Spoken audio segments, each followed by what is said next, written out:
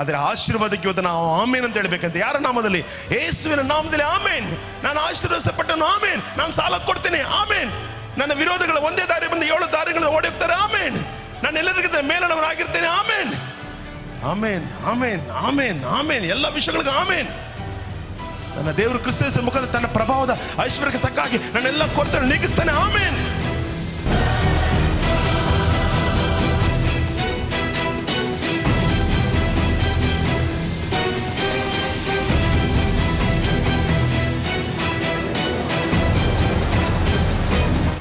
ನೋಡ್ರಿ, ಹಳೆ ಒಡಂಬಡಿಕೆಯಲ್ಲಿ ಕೆಲವು ಬಾರಿ ವಾಗ್ದಾನಗಳು ನೆರವೇರ್ತಾ ಇರಲಿಲ್ಲ. ಅವ್ರ ವಾಗ್ದಾನಗಳಿಗೆ ಆಮೇನ್ ಅಂತ ಹೇಳ್ತಾನೆ ಇರಲಿಲ್ಲ. ನೋಡ್ರಿ, ನಾವು ನೋಡ್ತೇವೆ ಧರ್ಮೋಪದೇಶ ಪುಸ್ತಕ 27-28 ನೀವು ಓದಿ ನೋಡ್ಕೊಳ್ರಿ. ಈ ನೋಡಿ, ಧರ್ಮೋಪದೇಶಗಳ ಪುಸ್ತಕ 27ರಲ್ಲಿ 2 ಬೆಟ್ಟಗಳನ್ನು ನೋಡ್ತೇವೆ. ಒಂದು ಬೆಟ್ಟ ಏಲಾ ಬೆಟ್ಟ, ಇನ್ನೊಂದು ಬೆಟ್ಟ ಗೆರಿಜಿಮ್ ಬೆಟ್ಟ. 2 ಬೆಟ್ಟಗಳು ನೋಡ್ತೇವೆ. 2 ಬೆಟ್ಟಗಳ ಮೇಲೆ ನಿಂತ್ಕೊಂಡು ಏನ್ ಮಾಡ್ತಾ ಇದ್ರು? ಒಂದು ಕಡೆ ಶಾಪಗಳನ್ನ ಹೇಳ್ತಾ ಇದ್ರು, ಇನ್ನೊಂದು ಕಡೆ ಆಶೀರ್ವಾದಗಳನ್ನು ಹೇಳ್ತಾ ಇದ್ರು. ಆದ್ರೆ ಆಶೀರ್ವಾದಗಳನ್ನು ಹೇಳುವಾಗ ಯಾರು ಆಮೇನ್ ಅಂತ ಹೇಳ್ತಾ ಇರಲಿಲ್ಲ.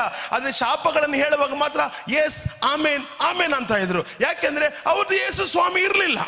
ಇವತ್ತು ಆಶೀರ್ವಾದಗಳಿಗೆ ಮಾತ್ರ ನಾವು ಆಮೇನ್ ಅಂತ ಹೇಳಬೇಕು ಹೊರತು ಶಾಪಗಳಿಗೆ ಆಮೇನ್ ಅಂತ ಹೇಳುವ ಅವಶ್ಯಕತೆ ಇಲ್ಲ. ಯಾಕಂದ್ರೆ ನಮಗೋಸ್ಕರ ಯೇಸು ಶಾಪವಾಗಿ ಮಾರ್ಪಟ್ಟಿರುವ ದೇವನಾಗಿದ್ದಾನೆ. ಈ 2 ಬೆಟ್ಟಗಳಲ್ಲಿರುವ ಕಾರ್ಯವನ್ನ ದೇವರು ಏನ್ ಮಾಡಿದಾನೆ? ಕಲ್ವಾರಿ ಬೆಟ್ಟದಲ್ಲಿ ಆತನು ಎಲ್ಲವನ್ನು ಕೂಡ ಆ ಕಲ್ವಾರಿ ಎಂಬ ಶಿಖರದಲ್ಲಿ, ಆ ಗೊಲುಗತ ಎಂಬ ಶಿಖರದಲ್ಲಿ ಎಲ್ಲವನ್ನ ತೀರಿಸಿ ಬರೀ ಆಶೀರ್ವಾದವನ್ನು ಮಾತ್ರ ನಮಗೆ ಕೊಟ್ಟಿದ್ದಾನೆ. ಎಲ್ಲ ಶಾಪಗಳನ್ನು ದೇವರು ಕ್ಯಾನ್ಸಲ್ ಮಾಡಿರೋ ದೇವನ ನೋಡಿ. ಓದಿ ವಾಕ್ಯವನ್ನ ಧರ್ಮೋಪದೇಶ ಪುಸ್ತಕ 27ನೇ ಅಧ್ಯಾಯ 13ನೇ ವಚನ ಓದೋಣ. ಓದ್ರಿ. ಡ್ಯೂಟರಾನಮಿ ಚಾಪ್ಟರ್ 27 ವರ್ಸಸ್ 13. ಏಬಾಲ್ ಬೆಟ್ಟದ ಮೇಲೆ ನಿಂತುಕೊಂಡು ಶಾಪೋಕ್ತಿಗಳನ್ನು ಉಚ್ಚರಿಸಬೇಕು. ಏನಂತೆ? ಏಬಾಲ್, 2 ಬೆಟ್ಟ ಇದೆ. ಒಂದು ಏಬಾಲ್, ಇನ್ನೊಂದು ಗೆರಿಜಿಮ್. ಏಬಾಲ್ ಬೆಟ್ಟದ ಮೇಲೆ ನಿಂತ್ಕೊಂಡು ಏನ್ ಮಾಡ್ಬೇಕು? ಶಾಪೋಕ್ತಿಗಳನ್ನು ಉಚ್ಚರಿಸಬೇಕು ಅಂತ ಹಳೆ ಒಡಂಬಡಿಕೆ ಹೇಳ್ತಿದ್ದೆ. ಹೊಸ ಒಡಂಬಡಿಕೆಯಲ್ಲೂ ಕೂಡ ಶಾಪಗಳನ್ನು ಹೇಳ್ರಿ ಅಂತ ಹೇಳಲ್ಲ. ಹಳೆ ಒಡಂಬಡಿಕೆ ಹೇಳ್ತಿದ್ದೆ ಶಾಪಗಳನ್ನು ಉಚ್ಚರಿಸುವಾಗ ನಾವೇನ್ ಅನ್ಬೇಕಂತೆ? ಓದಿ. ಲೇವಿಯರು ಗಟ್ಟಿಯಾದ ಸ್ವರದಿಂದ ಇಸ್ರೇಲ್ ಎಲ್ಲರಿಗೂ ಶಿಲ್ಪಿಯ ಕೆಲಸವಾಗಿರುವ ಮರದ ವಿಗ್ರಹವು, ಲೋಹ ವಿಗ್ರಹವು ಯೆಹೋವನಿಗೆ ಹೇಯವಾದ್ದರಿಂದ ಅದನ್ನು ಮಾಡಿಸಿ ಗೋಪ್ಯವಾಗಿ ನಿಲ್ಲಿಸಿಕೊಂಡವನಾದರೂ ಶಾಪಗ್ರಸ್ತ ಅನ್ನಲಾಗಿ ಜನರೆಲ್ಲರೂ ಹೌದು ಅನ್ನಬೇಕು. ನೋಡಿದ್ರ ಇಂಗ್ಲಿಷ್ ಅಲ್ಲಿ ಏನಿದೆ? ಎಲ್ರು ಆಮೇನ್ ಅಂತ ಹೇಳ್ರಿ, ಆಮೇನ್ ಅಂತ ಹೇಳ್ರಿ. ಶಾಪ ಓದುವಾಗ ಎಲ್ರು ಆಮೇನ್ ಅಂತ ಹೇಳ್ರಿ. ಅದೇ ಆಶೀರ್ವಾದ ಓದುವಾಗ ಯಾರು ಆಮೇನ್ ಅಂತ ಹೇಳಲ್ಲ. ಭಯ ಇದಾಗ್ತದೆ.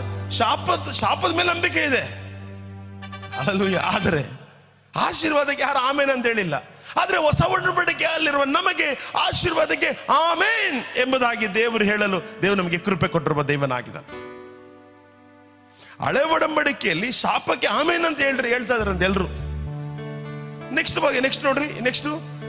ಆ ದಿನದಲ್ಲಿ ಜನರಿಗೆ ಆಜ್ಞಾಪಿಸಿದೇನೆಂದರೆ, ನೀವು ಯೋರ್ದನ್ ಹೊಳೆಯನ್ನು ದಾಟಿದಾಗ ಸಿಮಿಯೋನ್, ಲೇವಿ, ಯಹೂದ, ಇಸಾಕಾರ್, ಯೋಸೆಫ್, ಬೆನ್ಯಾಮಿನ್ ಎಂಬ ಕುಲಗಳವರು ಗೆರಿಜಿಮ್ ಬೆಟ್ಟದ ಮೇಲೆ ನಿಂತುಕೊಂಡು ಆಶೀರ್ವಾದಗಳನ್ನು ಉಚ್ಚರಿಸಬೇಕು. ನೋಡಿ, ಅಷ್ಟೇ.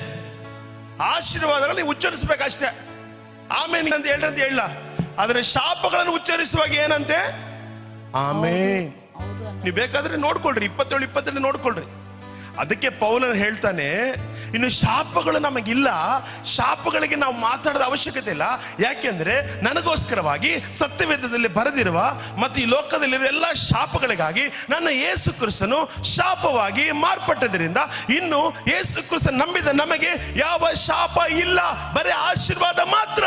ಅದಕ್ಕೆ ಪೌಲ ಬರ್ತಾನೆ, ಕ್ರಿಸ್ತ ಯೇಸುವಿನಲ್ಲಿ ಎಲ್ಲ ಆಶೀರ್ವಾದಗಳನ್ನ ದೇವರಿಟ್ಟಿದ್ದಾನೆ. ಎಲ್ಲ ಶಾಪಗಳನ್ನ ಕ್ಲಿಯರ್ ಮಾಡಿ ಬರೀ ಆಶೀರ್ವಾದ ದೇವರ ಅದರೊಳಗೆ ಇಟ್ಟಿರುವ ದೇವನಾಗಿದ್ದಾನೆ. ಹೆಸರು ನಂಬ್ತಾ ಇದ್ದೀರಾ? ನಾವು ನಂಬೋದಿಲ್ಲ. ನಮಗೆ ಶಾಪದ ಬಗ್ಗೆನೇ ಪ್ರಸಂಗ ಮಾಡಬೇಕು, ಪಾಪದ ಬಗ್ಗೆನೇ ಪ್ರಸಂಗ ಮಾಡಬೇಕು. ಪಾಪದ ಬಗ್ಗೆ ಪ್ರಸಂಗ ಮಾಡಿಲ್ಲ ಅಂದ್ರೆ ಅದು ಒಳ್ಳೆ ಪ್ರಸಂಗ ಅಲ್ಲ. ನಾನು ಹೇಳ್ತೀನಲ್ಲ ಪ್ರೇಯರೆ, ಎಲ್ಲಾದ್ರೂ ಹೇಳ್ರಿ ಪಾಪದ ಬಗ್ಗೆ. ನಾವು ಇನ್ನು ಪಾಪಕ್ಕೆ ಜೀವಿಸೋರಲ್ಲ, ಕ್ರಿಸ್ತನಿಗಾಗಿ ಜೀವಿಸೋರಾಗಿದ್ದೇವೆ. Only blessing in our life, no curse. ಹಳೆ ಒಡಂಬಡಿಕೆಯಲ್ಲಿ ಶಾಪಗಳಿಗಾಗಿ ಆಮೇನ್ ಅಂತ ಹೇಳ್ತಾ ಇದ್ರು. ಯಾರಾದ್ರೂ ಆಶೀರ್ವಾದಕ್ಕೊಂದು ಆಮೇನ್ ಅಂತ ಹೇಳಿದ್ರ? ಉಚ್ಚರಿಸ್ತಾರೆ ಅಷ್ಟೇ. ಆದ್ರೆ ಶಾಪಗಳನ್ನು ಉಚ್ಚರಿಸುವಾಗ ಏನಂದ್ರಂತೆ? ಹಾಗೆ ಆಗ್ಲಿ. ಆಹಾ, ನಮ್ ಇವಾಗಲೂ ಹಂಗೆ ಇದ್ದಾರೆ. ಶಾಪಗಳು ಮಾತಾಡಿದ್ರೆ ಆಮೇನ್ ಆಮೇನ್ ಆಮಾಂಡವ್ರೆ ಆಮಾಂಡವ್ರೆ, ಶಾಪಗಳ ಬಗ್ಗೆನೇ ಇರ್ತಾರೆ ಯಾವಾಗಲೂ. ಆಶೀರ್ವಾದನ ಯಾವತ್ತಾದ್ರೂ ಮಾತಾಡ್ತೀರಾ? ಅದಕ್ಕೆ ನಮ್ಮ ಜನಗಳು ಇವತ್ತು ದರಿದ್ರದಲ್ಲಿರೋದು. ಬ್ಯಾಗ್ ತಗಲಾಕೊಂಡು ಏನಾದ್ರು ಯಾರನ್ನ ಕೊಡ್ತಾರಾ? ಇಲ್ಲ, ನಾವು ಕೊಡಬೇಕು ಹೊರತು ನಾವು ಹಿಂಗಲ್ಲ, ಹಿಂಗಿರ್ಬೇಕು ನಾವು ಯೇಸುವಿನ ನಾಮದಲ್ಲಿ. ಯಾಕಂದ್ರೆ ನಮ್ಮೊಳಗೆ ದೇವರು ವಾಸ ಮಾಡ್ತಾ ಇದ್ದಾನೆ. ನೀವು ಸಾಲ ಕೊಡುವಿರೇ ಹೊರತು ಸಾಲ ತೆಗೆದುಕೊಳ್ಳುವುದಿಲ್ಲ. ಅದಕ್ಕೆ ಪೌಲನ್ ಏನ್ ಬರೀತಾನೆ ನೋಡಿ, ಹಳೆ ಒಡಂಬಡಿಕೆಯಲ್ಲಿ ಮಾತ್ರನೇ ಪ್ರೇರೆ ಶಾಪಕ್ಕೆ ಆಮೇನ್ ಅಂತಿರೋದು. ಹೊಸ ಒಡಂಬಡಿಕೆಯಲ್ಲಿ ಅದಕ್ಕೆ ಪೌಲ ಬರ್ತಾನೆ 2 ಕೊರಿಂಥಿಯ 1ನೇ ಅಧ್ಯಾಯ 20ನೇ ವಚನದಲ್ಲಿ ಏನು ಬರೀತಾನೆ? ಯಾವತ್ತ ನೋಡಿದ್ದೀರಾ? 2 Corinthians chapter 1 verse 20. ಯಾಕೆ ಅವನು ಅದನ್ನ ಪಕ್ಕಾ ಮೆನ್ಷನ್ ಮಾಡ್ತಾನೆ ಆಮೇನ್ ಅಂತ ಹೇಳಿ? ಯಾಕಂದ್ರೆ ಹಳೆ ಒಡಂಬಡಿಕೆಯಲ್ಲಿ ಶಾಪಕ್ಕೆ ಆಮೇನ್ ಅಂತ ಹೇಳಿದ್ರು, ಆಶೀರ್ವಾದ ಬರೀ ಉಚ್ಚರಿಸ್ತಾರೆ ಅಷ್ಟೇ. ಆದ್ರೆ ಆಶೀರ್ವಾದಕ್ಕೆ ಇವತ್ತು ನಾವು ಆಮೇನ್ ಅಂತ ಹೇಳ್ಬೇಕಂತ. ಯಾರ ನಾಮದಲ್ಲಿ? ಯೇಸುವಿನ ನಾಮದಲ್ಲಿ ಆಮೇನ್. ನಾನು ಆಶೀರ್ವದಿಸಲ್ಪಟ್ಟನು, ಆಮೇನ್. ನಾನು ಸಾಲ ಕೊಡ್ತೇನೆ, ಆಮೇನ್. ನನ್ನ ವಿರೋಧಿಗಳು ಒಂದೇ ದಾರಿ ಬಂದು 7 ದಾರಿಗಳನ್ನು ಓಡಿ ಹೋಗ್ತಾರೆ, ಆಮೇನ್. ನಾನು ಎಲ್ಲರಿಗಿಂತ ಮೇಲನವರಾಗಿರ್ತೇನೆ, ಆಮೇನ್ ಆಮೇನ್ ಆಮೇನ್ ಆಮೇನ್ ಆಮೇನ್. ಎಲ್ಲ ವಿಷಯಗಳಿಗೆ ಆಮೇನ್. ನನ್ನ ದೇವರು ಕ್ರಿಸ್ತನ ಮುಖದ ತನ್ನ ಪ್ರಭಾವದ ಐಶ್ವರ್ಯಕ್ಕೆ ತಕ್ಕ ಹಾಗೆ ನನ್ನೆಲ್ಲ ಕೊರತೆ ನೀಗಿಸ್ತಾನೆ, ಆಮೇನ್. ಆದ್ದರಿಂದ ನಮ್ಮ ಮೂಲಕ ದೇವರಿಗೆ ಮಹಿಮೆ ಉಂಟಾಗುವಂತೆ, ಎಲ್ಲ ಜೋರಾಗಿ ಹೇಳ್ರಿ, ಆದ್ದರಿಂದ ನಮ್ಮ ಮೂಲಕ ದೇವರಿಗೆ ಮಹಿಮೆ ಉಂಟಾಗುವಂತೆ ದೇವರ ಎಲ್ಲಾ ವಾಗ್ದಾನಗಳು ಆತನಲ್ಲಿ ಹೌದಾಗಿವೆ, ಆತನಲ್ಲಿಯೇ ಆಮೇನ್ ಆಗಿವೆ. ಹಂಗ ನಮ್ಮ ಜೀವಿತದಲ್ಲಿ ವಾಗ್ದಾನಗಳು ನೆರವೇರುವಾಗ ಯಾರಿಗೆ ಮಹಿಮೆ ಉಂಟಾಗ್ತಿದ್ದಂತೆ? ದೇವರಿಗೆ ಮಹಿಮೆ ಉಂಟಾಗ್ತಿದ್ದಂತೆ. ಯಾವತ್ತಾದ್ರೂ ವಾಗ್ದಾನ ನೆರವೇರ್ಲಿ ಅಂತ ಕೇಳಿದ್ದೇವಾ? ನಾವು ಹೇಳ್ತೀವಿ, ಅಯ್ಯೋ ಹಾಸಿಗೆದ್ದಷ್ಟು ಕಾಲ್ ಚಾಚು, ತುತ್ತು ಅನ್ನ ತಿನ್ನೋಕೆ, ಬೊಗಸೆ ನೀರು ಕುಡಿಯೋಕೆ ತುಂಡು ಬಟ್ಟೆ ಸಾಕು. ಯಾರೋ ಹಾಡಾಡಿದ್ರೆ ನೀವು ಅದನ್ನ ಮಾಡ್ತಾ ಇರ್ತೀರಿ. ಬೈಬಲ್ ಹೇಳ್ತಿದ್ದೆ, ಹೊಟ್ಟೆ ತುಂಬ ಉಂಡು ಸುಖವಾಗಿದ್ದು ಒಳ್ಳೆ ಮನೆಗಳನ್ನ ಕಟ್ಟಿಸ್ಕೊ, ಚಿನ್ನ ಬೆಳ್ಳಿ ಹೆಚ್ಚಾದಾಗ ಮಾತ್ರ ದೇವರನ್ನ ಮದಿಸಬೇಡ ಅಂತ ಹೇಳ್ತಿದ್ದೆ ಹೊರತು ನೀನು ಮಾಡ್ಲೇಬೇಡ ಅಂತ ಬೈಬಲ್ ಹೇಳ್ತೇನೆ.